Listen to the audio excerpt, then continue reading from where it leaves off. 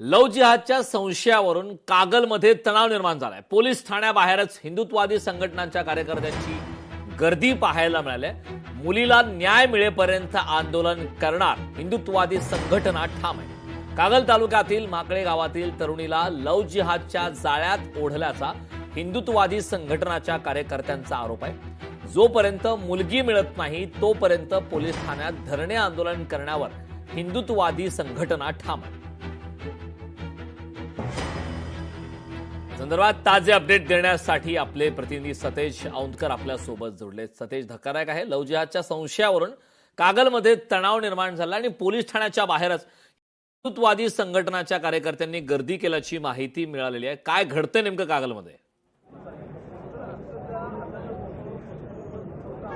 नक्कीच, कारण आपण पाहिलं तर कोल्हापूरच्या शहरालगत असणाऱ्या कागलमध्ये खरं तर आता तणाव निर्माण झाल्याचं पाहायला मिळते। लव्ह जिहादच्या संशयावरून हे जवळपास शेकडोंच्या संख्येने हिंदुत्ववादी संघटनांचे कार्यकर्ते पदाधिकारी जे आहेत ते पोलीस ठाण्याच्या परिसरात जमा झालेले आहेत। जवळपास कालपासून हा सगळा प्रकार आहे तो या ठिकाणी गाजतोय आणि आपण पाहतोय की सध्या पोलीस ठाण्याच्या परिसरात सकाळपासून अत्यंत जोरदार पद्धतीने कार्यकर्ते आहेत ते या ठिकाणी आक्रमक झाल्याचं आपल्याला दिसून येते। काही हिंदुत्ववादी संघटनेचे पदाधिकारी आहेत, त्यांच्याकडून आपण जाणून घेऊया की नेमका प्रकार काय घडलेला आहे आणि काय झालेलं आहे। ते नेमकं काय झालेलं आहे, काय प्रकार घडलाय, तुम्ही या ठिकाणी ठिय्या का मांडलेला आहे? गेली 2 दिवस ही मुलगी ही पोलीस स्टेशनमध्ये होती। 2 दिवस वडील मुलगी माझी परत मिळावी म्हणून टाहो पडून आई वडील त्याला मुलगीची मागणी करत होते, पण या ठिकाणी दाद मिळत नव्हती। आणि त्या ठिकाणी काल रात्री संध्याकाळच्या वेळेला आम्ही शिवसेना उद्धव बाळासाहेब ठाकरे पक्षाच्या वतीनं या पोलीस स्टेशनला फोन केला की ताबडतोब पोरगी मिळाली पाहिजे, मुलगी जर मिळाली नाही तर आम्ही तुमच्या पोलीस स्टेशनच्या दारामध्ये महाआरती करू। त्याच्यानंतर असणाऱ्या सर्व पोर्टच्या माध्यमातून आम्ही जिल्हा पोलीस प्रमुखांना संपर्क साधला आणि त्यानंतर आज जर बघितलं तर अजूनही मुलगी ताब्यात मिळालेली नाही आहे। आम्हाला त्यांनी सांगितलं की मुलगी ताब्यात देणार म्हणून। आज वडील आम्ही त्यांच्याकडे दिलेले आहेत। ज्यावेळेला मुलगी ताब्यात मिळेल त्यावेळेला हे थांबल आणि यासाठी म्हाकवे गाव कागल तालुक्यामध्ये हे संवेदनशील झालेलं आहे।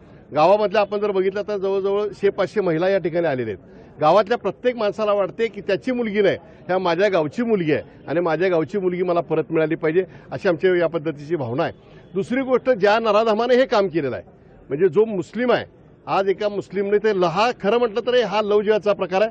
आपण पाहिला असाल की साधारणपणे 2 ते 3 महिन्यापूर्वी शिरोलीमध्ये जी घटना घडली तो पण लव्ह जिहादचाच प्रकार होता। त्याही वेळेला जवळजवळ 8 दिवस वातावरण तणावाचं होतं। तोच प्रकार आज इथे केलाय। सर्व कागलकर आणि सर्व म्हाकवेकर आता नेमकी तुमची मागणी पोलिसांच्याकडे काय, मुलगी कधी ताब्यात मिळणार आहे?